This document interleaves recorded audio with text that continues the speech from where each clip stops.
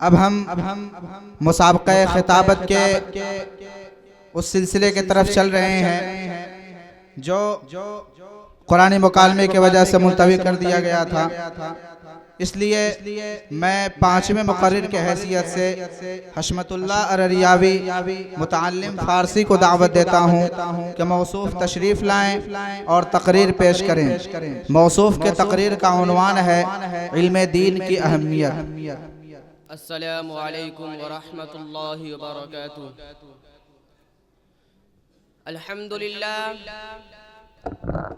الحمدللہ وکفا وسلام علی عباده الذین اصطفى اما بعد، اعوذ باللہ من الشیطان الرجیم، بسم اللہ الرحمن الرحیم۔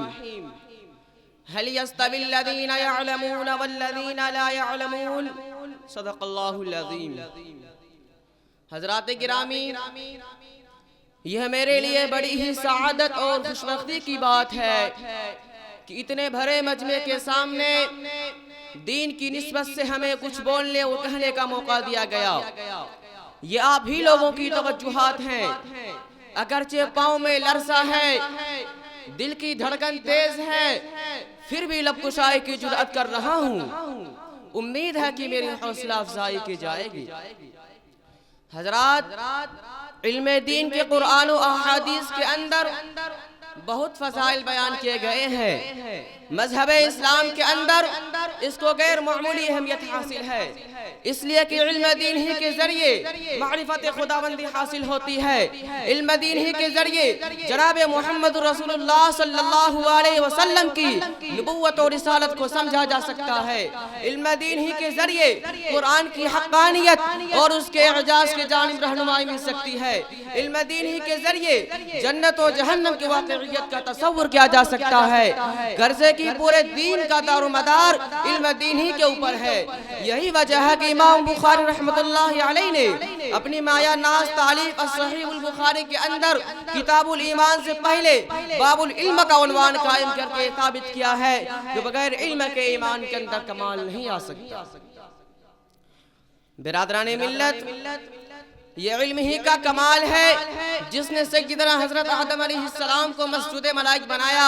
یہ علم ہی کا کمال ہے جس نے انسان کو اشرف المخلوقات کے خطاب سے نوازا۔ یہ علم ہی کا کمال ہے جس نے امام اعظم رحمۃ اللہ علیہ کو قابل تقلید بنایا۔ یہ علم ہی کا کمال ہے جس نے امام شافعی رحمۃ اللہ علیہ کو اتنا اونچا مقام و مرتبہ عطا کیا۔ یہ علم ہی کا کمال ہے جس نے امام مالک رحمۃ اللہ علیہ کی عبقریت کو مدینے کی گلی گلی تک پہنچایا۔ یہ علم ہی کا کمال ہے جس نے امام احمد رحمۃ اللہ علیہ کو صرف صوفیہ وقت ہی نہیں بلکہ قابل نمونہ بنایا۔ حضرات گرامی، جن کے اندر بھی یہ کمال آیا، جو بھی سرخروئے زمانہ اور تاریخ کا ذری باب بنے، وہ صرف اس وجہ سے کہ انہوں نے حصول علم دین کو اہمیت دی۔ ہارون رشید بادشاہ وقت تھے، لیکن پھر بھی بغداد سے مدینہ تحصیل حدیث کی خاطر پیادہ پایا کرتے تھے۔ سپہ سالار فاروق 27 برس تک گھر سے دور بیابانوں اور جنگلوں کی خاک چھانتے رہے اور علم حدیث کو پروان چڑھاتے رہے۔ خود امام مالک رحمۃ اللہ علیہ نے حصول علم کے لیے بہت لمبی مسافت پیدل طے کی ہے۔ امام بخاری رحمۃ اللہ علیہ کا حال یہ ہے، بخارا سے لے کر مصر تک کے تمام بلاد عربیہ کا چکر لگایا اور وہاں کے علماء اور محدثین سے کسب فیض حاصل کیا۔ امام مسلم رحمۃ اللہ علیہ کا کیا پوچھنا، انہوں نے تو احادیث کے اوپر اپنے آپ کو بھیٹ ہی چڑھا دیا۔ حضرات سامعین کرام، ایسے ہی طالب علم کے لیے، ایسے ہی طالب حدیث کے لیے جناب محمد عربی صلی اللہ علیہ وسلم نے ارشاد فرمایا، من سلک طریقا یلتمس فیہ علما سہل اللہ لہ طریقا الی الجنہ، کہ جو بھی علم کی تلاش و جستجو میں کوئی سفر کرتا ہے، کوئی مسافت قطع کرتا ہے، اس کو یہ تصور کر لینا چاہیے یہ راستہ اور یہ مسافت صرف اس حصول علم کے لیے نہیں بلکہ راستہ اس کو جنت میں لے جانے والا ہے۔ اور فرمایا طالب علم کا، طالب حدیث کا خدا کے یہاں وہ مقام و مرتبہ ہے کہ فرشتے جیسی پاکیزہ اور معصوم مخلوق ان کے قدموں کے نیچے اپنا پر بچھا دیتی ہے۔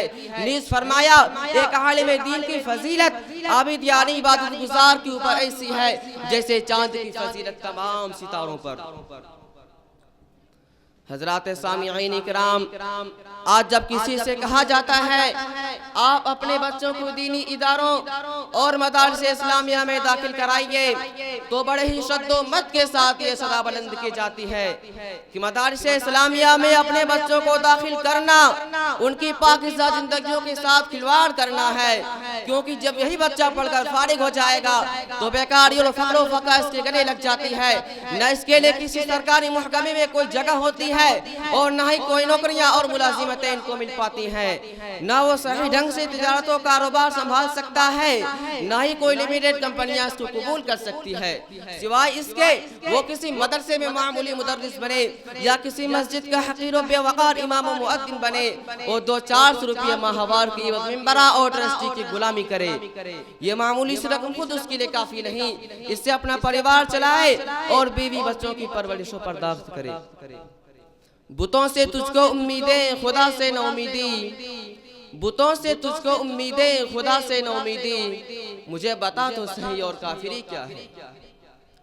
حضرات سامعین کرام، حضرت معاذ بن جبل حضور اکرم صلی اللہ علیہ وسلم سے علم دین کی فوائد کو اس طرح نقل کرتے ہیں کہ علم سیکھنا عبادت ہے، علم کا مذاکرہ کرنا تسبیح ہے، علم کی تلاش جہاد ہے، جاہلوں کو سکھانا صدقہ ہے، مستحقین کو سکھانا تقرب الہی کا ذریعہ ہے، علم حلال و حرام کی نشانی ہے، جنت کے راستوں پر روشنی کا ستون ہے، تنہائی کا مونس اور دوست ہے، پردیس میں رفیق ہے، تنہائی میں ساتھی ہے، علم راحت و سکون کا ذریعہ ہے، دشمنوں کے مقابلے میں ہتھیار ہے، دوستوں میں زینت ہے، علم بلندی درجات کا ذریعہ ہے، اخلاق و کردار کو احسن بناتا ہے، دنیا کی تمام چیزیں حتیٰ کہ مچھلیاں کیڑے مکوڑے تک ان کے لیے دعائیں کرتے ہیں، علم دلوں کے لیے زندگی ہے، تاریکیوں کے لیے روشنی ہے، علم میں غور و فکر روزے کے برابر ہے، علم میں مشغول رہنا شب بیداری کے برابر ہے، علم عمل کا رہنما ہے،